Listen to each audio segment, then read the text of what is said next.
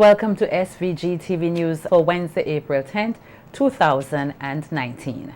I am Jennifer Richardson with the details. This country has made another concrete step in making full use of its marine resource with the signing of an agreement with Jamaican-based Rainforest Seafoods Incorporated. Rainforest Seafoods is the largest processor and supplier of seafoods in the Caribbean and will establish a state-of-the-art processing plant here in SVG at Caliacor. The facility is expected to process a wide variety of seafoods, including conch, lobster, and various varieties of fish. Speaking at the signing ceremony today at the VIP lounge of the Argyle International Airport, Minister of Agriculture Soboto Caesar said a lot of work was done by many stakeholders to ensure that the establishment of the processing plant would be sound. He said since 2014, the Ministry of Agriculture has initiated an agri-export strategy which continues to bear fruit. Coming out of that program nationally, we decided to fully operationalize all the fisheries plants in Owia, Caliacor, Bequia, Canawan, Union Island, and Barrowley. And I'm proud to announce today that in 2017 and 2018, each year we have seen over a 100% increase in the export of fish and fish products. It's a marvelous story, and it is something that is unfolding in the country. In fact, we have witnessed over the last 2 years the creation of 100 new jobs in the fisheries sector, particularly at the fisheries centers. 100 new jobs. Also speaking at the ceremony was Minister of Finance Camila Gonzalez, who said the investment by Rainforest Seafoods is an exciting one, as it will directly and indirectly improve the lives of many fisher folk across the country. The Finance Minister took the opportunity to highlight a significant clause of the agreement with the Jamaica-based company. Quite a few intentions, but far more importantly, even than the direct employment, is the number of fisher folk who will significantly enhance their lives and livelihoods as a result of this investment. Minister Caesar mentioned the 100 and odd people who have been employed over the year in a growing fishery sector. But those are direct employees, but the spin-offs and the ancillary employment has been even far more significant.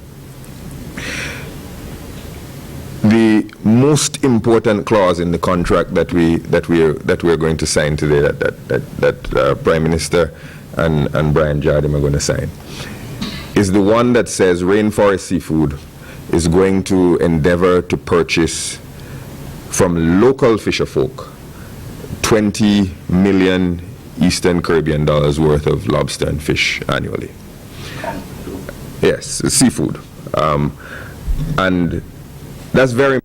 Minister Gonzalez said the investment by Rainforest Seafoods also illustrates the potential of SVG's blue economy. And to show people that there is a good life to be made on the seas, and a good life to be made from fishing, and because Caliacor has a long connection to the seas, I want to stress that to the people of Caliacor, and they know, and Brian has had the opportunity to meet a few of the fisher folk in Caliacor who are doing quite well for themselves, supplying hotels with regular contracts with supermarkets and the like, and a $20 million EC injection into the fisheries sector of St. Vincent and the Grenadines is very, very significant.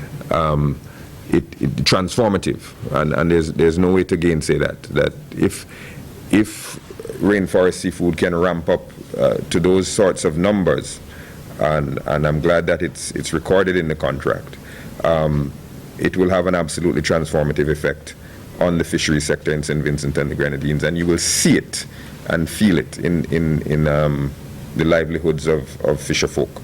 Scrapping Liat as we know it and starting afresh is one of the strong possibilities being considered by the airline's management.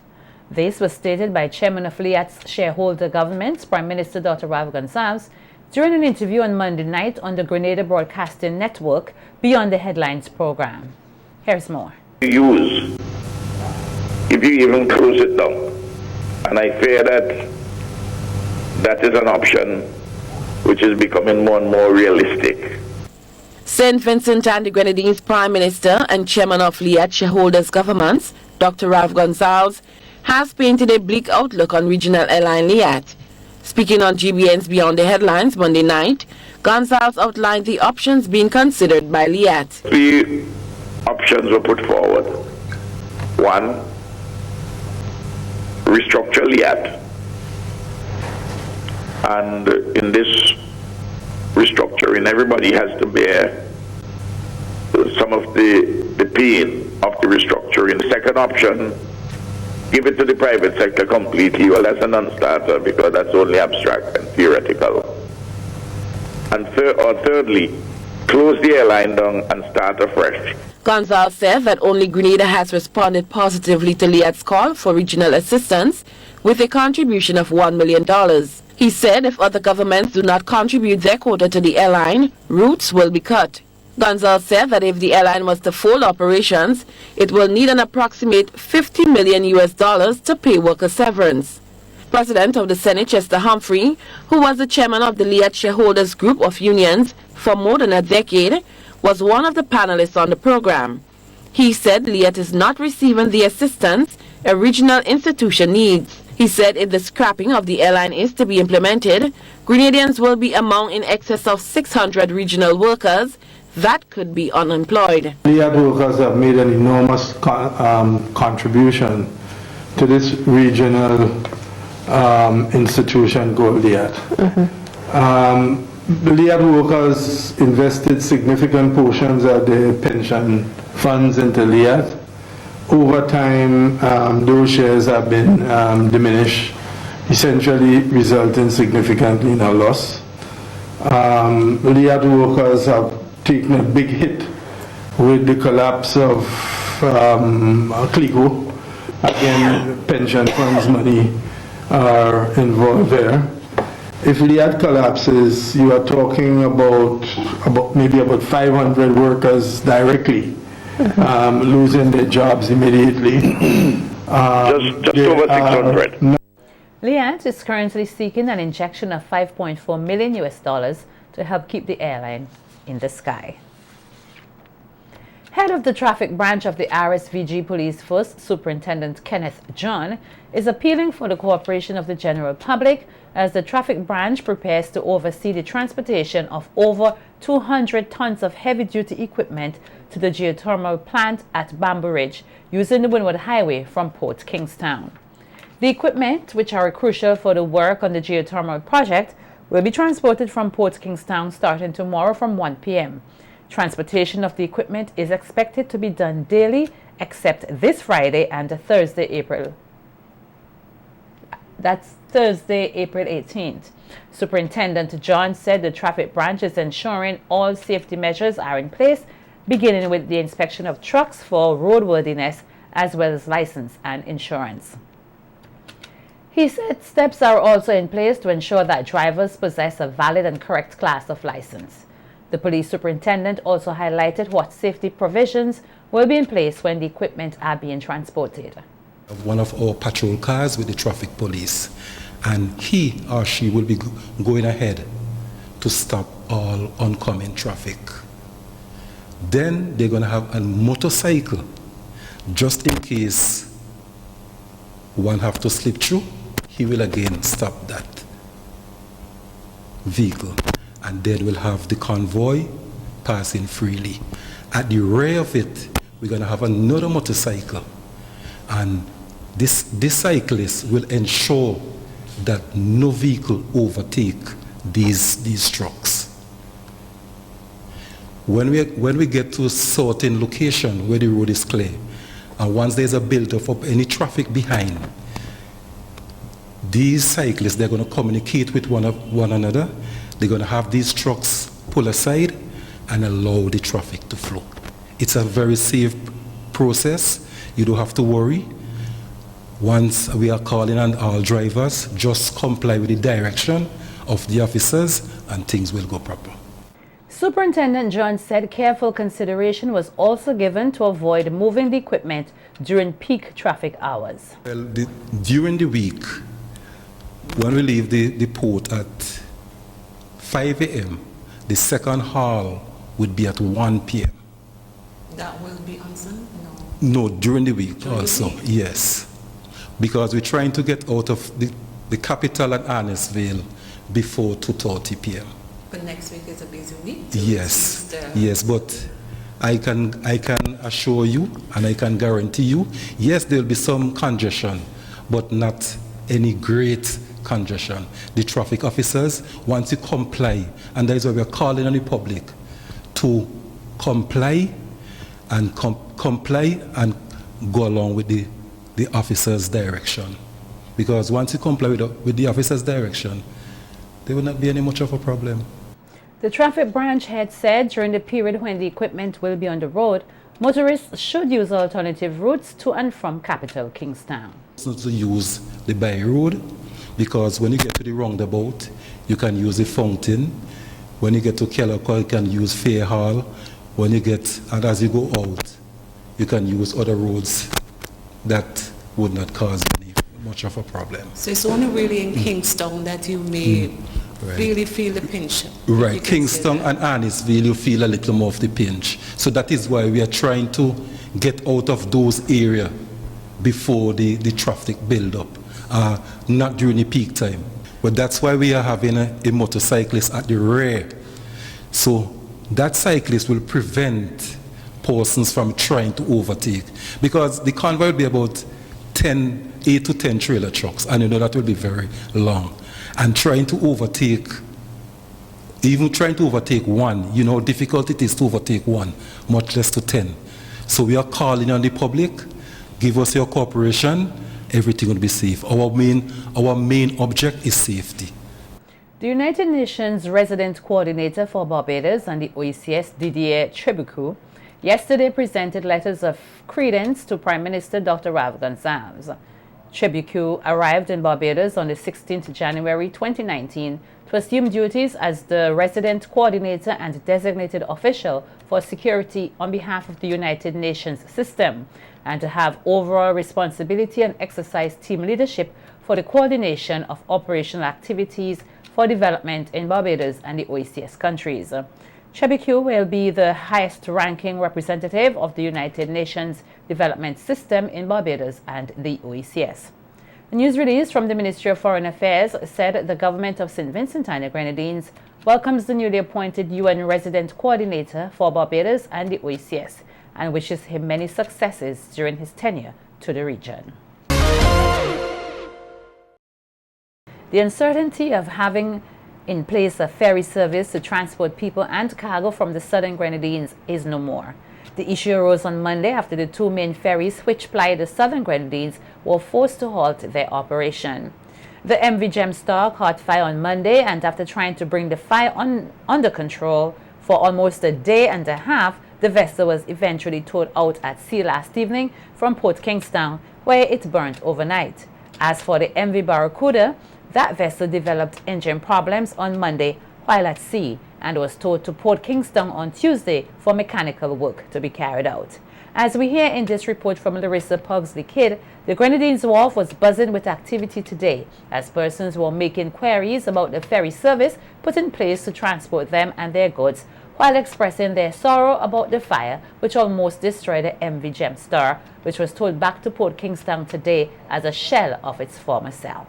Beckway Express 3, which served in northern Grenadines, will now assist in transporting passengers traveling to the southern Grenadines in the absence of the two main ferries which ply that route. The Beckway Express 3 had a round trip to Canouan today and is expected to make another round trip on Friday to Union Island. Authorities are not yet sure if this will be a fixed schedule. As for persons traveling to Mairu, also in the southern Grenadines, will have to find another mode of transport to get them there, or they could use the service of the MV Guidance, which continues as scheduled to ply the southern Grenadines route. Because we don't know what we'll get to go to Mairu, and so we take that boat, go Canouan and then speedboat over after, so it's kind of hard. Yeah, so we're going to take it easy and go to the boat and see where now. Health center on the 12th. So I have here the truck with all the stuff for the center on board. So a little bit later on we'll be boarding guidance, you know, for a safe trip down as usual. Yes, it is a dreadful situation right now that one of the ferry that travels to Canada 1 is no longer inactive. Today, the management of the Barracuda, which remains docked at Port Kingstown, said the vessel which developed engine problems on Monday will remain out of commission for the next few days. The MV Gem Star, on the other hand, went up in flames last night, and this morning it was seen off the coast of Barralee, but earlier today what was left of the vessel was towed back to shore. Persons who witnessed the fire, which started on Monday, told SVG-TV News that they are saddened by what transpired. What I grew up with. That was the boat. Anytime I would visit my family to go Union Island or any place else, I would go on Gem Star. That was the boat. So when I saw it burn down, I felt a little bit of something in my heart. It's very sad to know that. That's a great loss. We saw it this morning off Barralee. This morning we went to Barralee, we saw it deep out in the ocean. And it's still smoking very much. Yeah. Sad because I mean it's people going to the Grenadines, and it was very, very important for the people them also. But I know Gem Star, well, I used to work there, I used to sell snap plate and things. My friends are out of work, so right now I pray them get back to work. Opposition leader and MP for the Northern Grenadines, Dr. Godwin Friday, said he too is dismayed over what happened to the MV Gem Star and that he believed the fire service should have done a better job to put out the fire more quickly. Feel for the owners, for Gussie and family, for this sudden and unexpected loss. And what really confounds me is to try to understand why it is that you have a boat that has caught fire, moored against the wharf, and they couldn't put the fire out, you know. And I need more explanation. I think the owners of the boat, the traveling public, would need a better explanation to find out what exactly happened. How is it that you couldn't put the fire out here at the wharf, and to lose the ferry suddenly, it's very sad. I have a personal interest immediately now because we had booked the ferry as well to go down for my May-Day fair in Beckwith. Up to news time, we were unable to reach any official from the fire service and the Port Authority to speak on the matter. The owners of the ferry said they were in no position to comment at this time. Reporting for SVG-TV News, Larissa Pogsley-Kidd. Meanwhile, leader of the opposition and MP for the Northern Grenadines, Dr. Godwin Friday, has applauded the private sector for getting into the ferry service business, noting that they have taken a huge burden off the government. Similar sentiments were expressed by Director of Grenadian Affairs, Edwin Snag. Now that you have the additional service of Admiral, of course, it's going to be greater variety and choices to the passengers who are going up and down. So, both companies, cross fingers, will continue to provide the wonderful service they've done over the years for the Northern Grenadines, traffic between the Northern Grenadines and Beckwith, and I know that the Express also goes to Southern Grenadines with cargo and so on. But that shows that the private sector is really doing a great job in providing, keeping the country linked together in commerce and in moving people back and forth. And we must applaud them for the work they've been doing. But the question of a boat is a horse of a totally different color, and this is, you'll understand that throughout the length and breadth of St. Vincent and the Grenadines, that when it comes to shipping, it has always been a totally private sector investment, and the private sector controls this particular aspect of it. The government facilitates the investment as much as possible. Dr. Friday is, however, of the view that government should lend more support to the ferry service operators. Takes his hands off from the ferry service.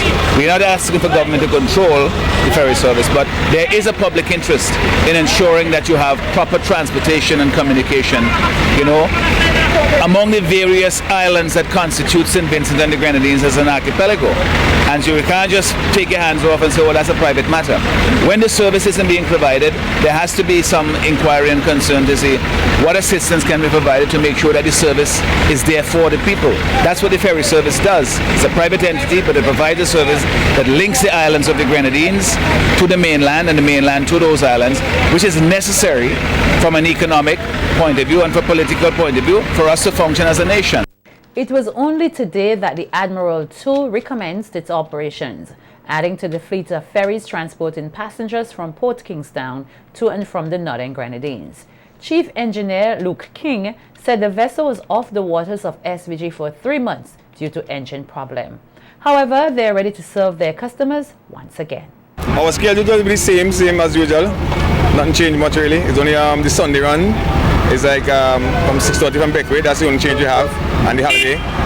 But the regular run is on as from today until onwards. So, well, on a regular basis, a regular day, we normally take at least 100 passengers. But on excursion and charters, it's like 300 the maximum that we take. Education officer responsible for school safety, Dr. Idelia Ferdinand, said the ministry is working towards fostering a culture of safety in schools nationwide. Speaking at the launch of the second Caribbean Safe School Ministerial Forum to be held here later this month, Dr. Ferdinand said the ministry is working along with various agencies to continually assess the physical infrastructure of schools to ensure they are safe to accommodate the nation's children and teachers. She said the ministry is also developing a curriculum to adequately educate students and teachers on safety matters. The process of rolling out two projects, one with CDEMA looking at assessment of schools and ensuring that there is an ongoing assessment of our school facilities. Also, we have, along with the OECS, developed guidelines for safe school location, design, and construction so that all new schools are starting out as safe schools.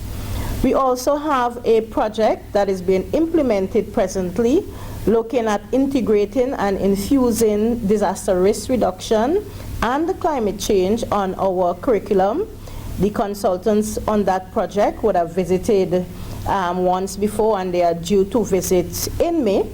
And we are developing the curriculum for the lower secondary school as well as for teachers at different levels. So teachers who are already in the system, train of trainers, and also for new teachers in the system. So we want to ensure that that culture of safety is inculcated in our society at all levels.